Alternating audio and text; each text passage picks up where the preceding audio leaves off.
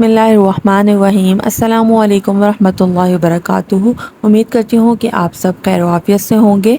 तो आज का ब्लॉग जो है वो या आज की वीडियो कह लीजिए, ये वीडियो आज की घर से बाहर की है, क्योंकि आज जो है वो मुझे थोड़ा बाहर काम था, तो मैंने सोचा कि मैं आपके साथ भी शेयर कर लूँ। मैं और मेरे हस्बैंड जो है वो हम नादरा ऑफ़िस जा रहे थे। तो यहाँ पर जो है वो हम नादरा ऑफ़िस पहुँच चुके थे 9 बजे, और टोकन लेके जो है वो हम अंदर 9:30 पर आ चुके थे। लेकिन आपको पता है कि अब नादरा ऑफ़िस जाओ तो इतना ज़्यादा रश होता है, ख़ास तौर पर जो है वो अवामी मरकज़ वाली ब्रांच पे बहुत ज़्यादा रश होता है। जो कराची के हैं उनको जानते हैं वो इस बात को अच्छे से। तो यहाँ पर जो है वो मेरी बेटी तो एंजॉय कर रही थी, क्योंकि यहाँ पे बहुत सारे बच्चे भी घूम रहे थे, तो उसके लिए ईज़ी थी। उसको बच्चे बहुत पसंद है, जहाँ नज़र आ जाए वो जाके उनसे हैंडशेक करेगी, उनसे जो है वो हग करने की कोशिश करेगी। बहुत अच्छे लगते हैं उसको बच्चे जो है वो। तो यहाँ पर जो है वो बस हम लोग इंतज़ार कर रहे थे, और हमें यहाँ से फ़ारिग होते होते तकरीबन 1 बज गया था, और हम 1 बजे जो है वो नादरा के ऑफ़िस से बाहर आए थे। उसके बाद जो है वो हम तारिक रोड जाना था, तो हम यहाँ पर जो है वो तारिक रोड जा रहे हैं। तो यहाँ पर काफ़ी सारी शॉप्स खुलना स्टार्ट हो चुकी थी, और हर ब्रांड पर जो है वो सेल लगी हुई थी। हर शॉप पर सेल थी आज़ादी की, कहीं पे फ्लैट 50%, कहीं पे फ्लैट 40%, कहीं पे 47%, कहीं पे 60%। तो इस तरीके से जो है वो हर ब्रांड ने, हर शॉप ने जो है वो सेल लगाई हुई थी आज़ादी की।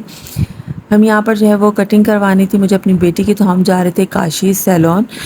मैंने काशीज़ सैलून के बहुत सारे नेगेटिव रिव्यूज़ देखे हैं, तो मैंने सोचा कि क्यों ना मैं जो है वो काशीज़ को ट्राई करूं, क्योंकि मुझे इनकी कटिंग पर्सनली बहुत पसंद है। मैं जब इनकी वीडियोस वगैरह देखती हूँ तो मुझे बहुत अच्छी लगती है। तो मैंने बस इसी को सोचते हुए जो है वो यहाँ पर जाने का फ़ैसला किया था। मुझे भी नेक्स्ट मंथ अपनी कटिंग करवानी है, तो सोचा कि पहले बेटी के बालों पर ट्राई कर लिया जाए। तो बस बेटी को लेकर जो है वो जैसे मैं अंदर गई हूँ, तो उन्होंने मुझे वीडियो रिकॉर्ड नहीं करने दी थी, लेकिन ये मैंने ऊपर जाकर जो है वो यानी कि 3rd फ्लोर पर इनका ये कटिंग का पोर्शन कह लीजिए, यहाँ पे कटिंग होती है 3rd फ्लोर पे। तो यहाँ पर जाके मैंने कुछ क्लिप्स रिकॉर्ड किए थे कटिंग से पहले। तो बस यहाँ पर जो है वो बेटी के बालों पे कॉम कर दिया था उन्होंने, बालों को जो है वो गीला कर दिया था अच्छे से। लेकिन कटिंग करते हुए मैं वीडियो रिकॉर्ड नहीं कर पाई, क्योंकि जो है मेरी बेटी बहुत ज़्यादा रोती है कटिंग करवाते वक्त। तो ये मेरे लिए बहुत मुश्किल टास्क होता है कि उसकी कटिंग करवाना। अब तक मैंने जितनी बार भी इसकी कटिंग करवाई है, तो इसने मुझे जो है वो बहुत रुलाया है, समझ लें। ख़ुद तो रोई रोई है, मुझे भी बहुत रुलाया है। तो यहाँ पर भी इसने रो रो के जो है वो अपनी हालत ख़राब कर ली थी, ना बालों को ड्राई करवा रही थी और ना ही कोई वीडियो बनवा रही थी। तो यहाँ पर भी जो है वो इनकी बहुत प्यारा सा जो है वो एक इन्होंने सेटअप किया हुआ था पिक्चर्स के लिए, वीडियोस के लिए।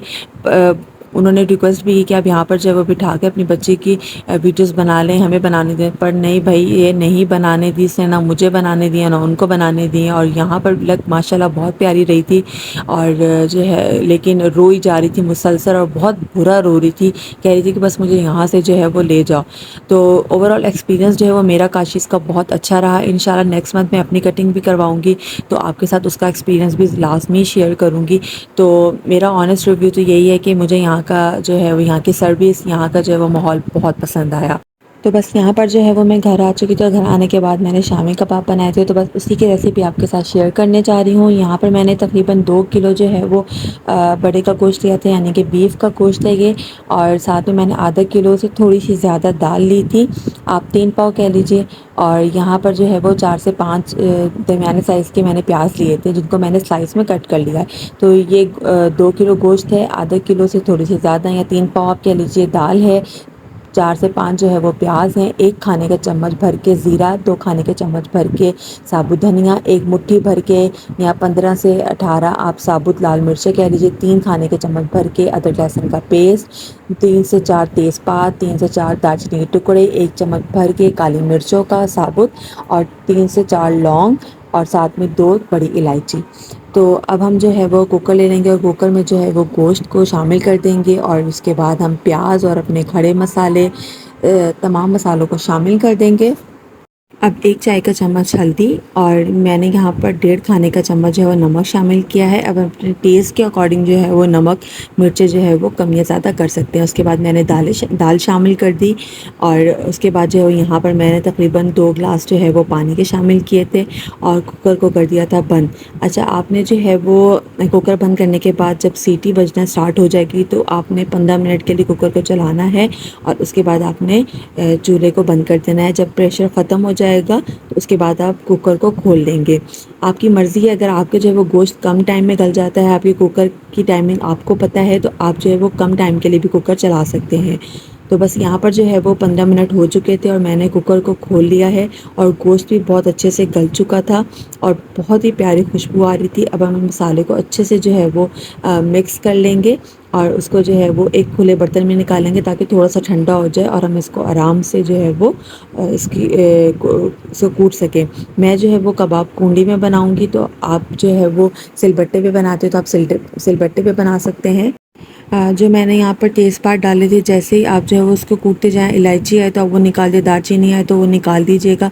उसको दरमियान में जो है वो मत कूटिएगा, या उसको सिलबट्टे पे मत पीसिएगा। शामी कबाब का जो असल मज़ा है, जो असल उसके जो रेशे बनते हैं वो कूंडी पे ही बनते हैं या फिर सिलबट्टे पे बनते हैं। जो लोग इसके लिए जूसर का इस्तेमाल करते हैं या फिर जो है वो कीमा बनाने वाली मशीन का इस्तेमाल करते हैं, तो मुझे लगता है वो टेस्ट नहीं आता जो इस तरीके से इसकी आप कूट के बनाते हैं तो उससे आता है। तो बस यहाँ पर जो वो मैंने तमाम अपने गोश्त और चने की दाल को जो अच्छे से कूट लिया था और मसाला ठंडा जब हो गया तो मैंने उसके बाद जो है वो उसमें धनिया और पुदीना जो है वो शामिल कर दिया। यहाँ पर जो है वो आप प्याज भी शामिल कर सकते हैं चॉप करके और हरी मिर्चें भी शामिल कर सकते हैं। मैंने नहीं की क्योंकि हमारे घर में किसी को भी पसंद नहीं है और जहाँ पे हरी मिर्च मुँह में आती है तो वो जो चीज़ खा रहे होते हैं वो छोड़ देते हैं, और प्याज भी नहीं पसंद, तो इसलिए दोनों चीज़ें जो है वो मैं नहीं डालती। तो बस यहाँ पर जो है वो अच्छे तरीके से अपने मसाले में जो है वो धनिया और पुदीने को मिक्स कर लेंगे। यहाँ पर जो है वो मैंने कबाब बनाने स्टार्ट कर दिए थे। अच्छा, यहाँ पर मैं आपको एक बात बता दूँ कि मेरा जो है कबाब का मसाला थोड़ा सा सॉफ्ट था, इसलिए मैंने इसमें अंडे शामिल नहीं किए। अगर आपका जो है वो कबाब का मसाला थोड़ा हार्ड बनता है तो आप उसमें अंडा लाजमी शामिल करिएगा, उससे जो है वो आपका मसाला सॉफ्ट हो जाएगा। तो मेरा ऑलरेडी सॉफ्ट था इसलिए मैंने अंडा शामिल नहीं किया, लेकिन मैं इसको अंडा लगा के फ्राई ज़रूर करूँगी। तो बस यहाँ पर जो है वो मैंने कबाब काफ़ी सारे बना लिए थे। मैंने उसके ऊपर जो है वो एक प्लास्टिक के आप कह लीजिए प्लास्टिक शीट ले ली थी, उसको जो है वो उसके ऊपर रखा और उसके ऊपर जो है वो सेकेंड लेयर लगाऊंगी। तो इस तरीके से जो है वो मैं सेकंड और ट्रिपल लेयर, अगर ट्रिपल लेयर भी हुई तो मैं इस तरीके से जो है वो ट्रिपल लेयर करके इसको ऊपर से कवर करके फ्रीज़ कर दूँगी। और ये एक दिन बाद जो है वो अच्छी तरीके से जब कबाब फ्रीज़ हो जाएंगे तो फिर मैं इसको निकाल के किसी भी बॉक्स में डाल के रख दूँगी। तो ये फ्रीज़ करने का बेहतरीन तरीका होता है, इस तरीके से कबाब आपस में जुड़ते भी नहीं हैं। तो बस यहाँ पर सोचा कि आपके साथ जो है वो कबाब फ्राई करके भी शेयर कर लिए जाएंगे किस तरीके से लग रहे हैं, किस तरह के बने हैं। तो यहाँ पर जो मैंने अंडा जो है वो फेंट लिया था और अंडे में लगा के जो है वो मैंने अब कबाबों को फ्राई करना है। आप चाहें तो अंडे के बगैर भी फ्राई कर सकते हैं, बहुत मज़े के लगते हैं अंडे के बगैर भी। जिनको अंडे के साथ पसंद है वो अंडा लगाकर फ्राई करें और जिनको अंडा नहीं पसंद है तो अंडे के बगैर भी जो है वो फ्राई कर सकते हैं। तो यहाँ पर मैं एक साइड पर रोटियां बना रही थी और दूसरी साइड पर जो है वो कबाब फ्राई कर रही थी। और जैसे जो है वो एक साइड फ्राई हो जाएगी, 3 से 3 मिनट लगते हैं एक साइड फ्राई होने में। अगर ताज़ा कबाब है आप इसको जो है वो मीडियम फ्लेम पर जो है वो फ्राई करें, कबाब जो है वो बहुत अच्छे फ्राई होंगे। साइड चेंज कर दें और जब दूसरी साइड फ्राई हो जाए 2 मिनट बाद तो आप इसको निकाल लें। तो यहाँ पर जो है वो कबाब फ्राई हो चुके थे तो मैं भी कबाबों को जो है वो निकाल लूँगी। और लीजिए हमारे गर्मा गर्म मज़ेदार शामी कबाब तैयार हैं। तो शामी कबाब की जो असल पहचान होती है वो होती है उनके रेशे के, उनके रेशे अच्छे बने कि नहीं बने। तो यहाँ पर आप देख सकते हैं कि शामी कबाब में रेशे कितने अच्छे बने हैं। तो बस उम्मीद करती हूँ कि आपको मेरी आज की रेसिपी अच्छी लगी होगी, आपको मेरी आज की वीडियो अच्छी लगी होगी।